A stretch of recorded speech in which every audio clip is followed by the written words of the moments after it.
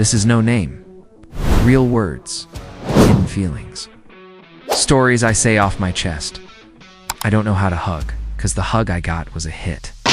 I grew up learning that if someone reaches for you, you brace.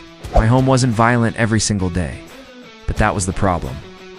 I never knew which version of my parent I was going to get.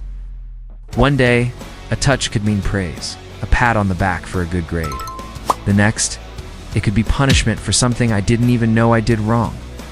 You don't forget that kind of confusion. It wires your brain differently. So, I kept my distance from everyone, because the cold, predictable quiet felt so much safer than the unpredictable warmth of being close. People think loneliness is just being alone in a room, but the real, deep loneliness is being surrounded by people and still feeling like a guest in your own life.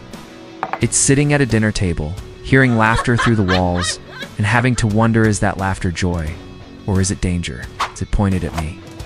You learn to analyze every sound, every movement, just to stay safe. You don't even notice the hole that this creates inside you until someone tries to fill it, or worse, makes it hurt all over again. Someone gets too close, and suddenly it's a sharp reminder. You're not healed. You're just bruised, brokenhearted, carrying trauma you've gotten really good at hiding. And in those moments, you realize what you really need isn't another fake patch pretending to be love. It's not another person trying to fix you. You need real, unconditional love from someone who actually stays, no matter what. And that someone has to be you. It has to start with you. I've left people, good people.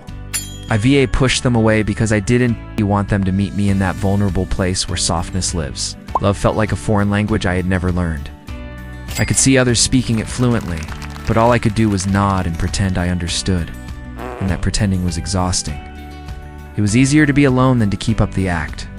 I used to think something was wrong with me, that I was just different, broken in a way no one else was.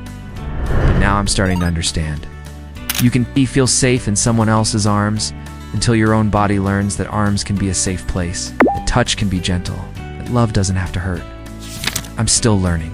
I'm still unlearning a lifetime of bracing for impact. It's a slow process. So if touch feels scary for you too, if you flinch when someone reaches out, I want you to hear this. You are not unlovable.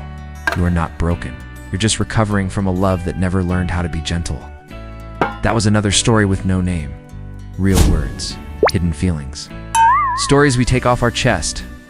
Thank you for listening.